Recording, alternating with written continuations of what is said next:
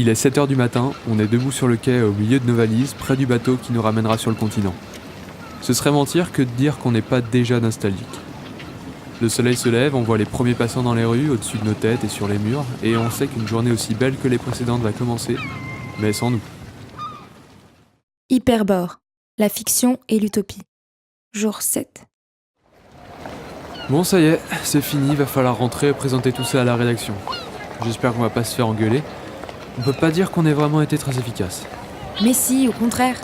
Bon, je suis pas complètement certaine qu'on ait de quoi faire un reportage d'1h30 sur la place de la fiction dans une utopie.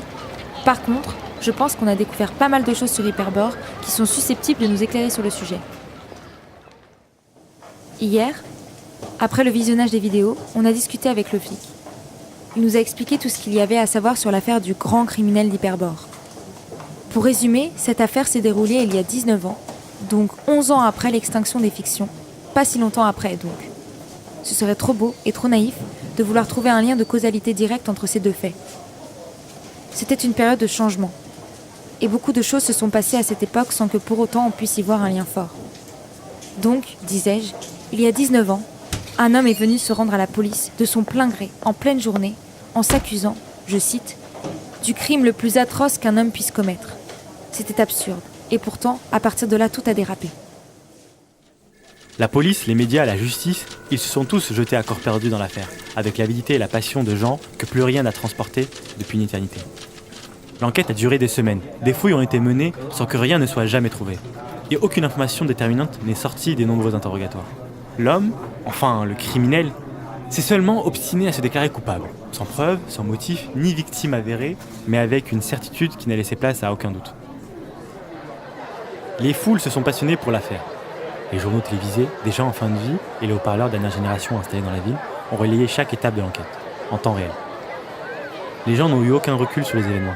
C'était du direct, du sensationnel. Ça a duré 3 mois entre le moment où le type a passé la porte du commissariat, celui-là même où nous étions, hier, et sa condamnation à mort. À cette occasion, les rues étaient pleines à craquer, comme un jour de fête nationale. Ils étaient dingues quand le juge a prononcé sa sentence. La joie était morbide, les pulsions n'avaient plus de limite, la folie. Dans le procès, enfin le simulacre de procès qu'ils lui ont fait, ils n'avaient trouvé personne pour tenir les rôles d'avocat et de procureur. Ils ont élu au hasard 2 civils pour en occuper les places. Quant au juge, il n'avait pas exercé depuis des décennies. En fait, ce procès ne s'est pas soldé par une sentence contre un crime commis. Le juge a prononcé la peine de mort pour le seul plaisir de se voir enfin servir à quelque chose. Et peut-être par pression médiatique aussi. Faut dire que tout le monde l'attendait, cette peine de mort. C'était un scandale qu'un criminel aussi dangereux soit toujours en vie. Il fallait que la justice d'Hyperbore soit à la hauteur et que la paix soit retrouvée au plus vite. Quoi qu'il en soit, le type est mort sans jamais révéler quoi que ce soit de son soi-disant crime. Le flic avait l'air louche quand il nous a raconté ça, non ? Ouais, j'ai remarqué ça aussi. Je savais pas s'il était sceptique ou nostalgique. En tout cas, il avait pas l'air de regretter cette période. D'une certaine manière, ils doivent tous être un peu reconnaissants envers leur criminel national pour leur avoir fait vivre ça. Ça a dû être les mois les plus palpitants de leur vie. C'est peut-être un peu extrême comme point de vue. En tout cas, si rien n'est vraiment très défini, on peut toujours avancer quelques hypothèses. Après en avoir discuté tous les 3, on a élaboré notre petite théorie sur ce criminel. Une théorie qui nous permet de porter un regard intéressant sur le sujet de notre reportage, la fiction dans l'utopie. Il y a 30 ans, la fin des fictions a été une résultante de cet esprit d'aboutissement, de fin de l'histoire avec un grand H. On n'avait plus de drame à affronter, de mots à combattre, ni de défis à relever, et on a fini par ne plus savoir comment ni quoi raconter. Petite fiction et grande histoire se sont éteintes du même coup.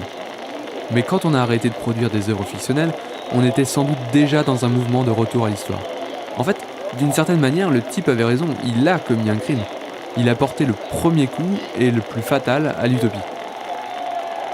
Parce qu'il a fait renaître dans l'esprit des gens, le temps d'un instant, le sentiment du drame, de l'événement, en somme de l'histoire. Il a tué l'utopie, le régime qui ne tolère pas l'histoire et toutes les histoires. Il semble que fiction et utopie soient des éléments inconciliables et que par conséquent, choisir l'un, c'est tuer l'autre.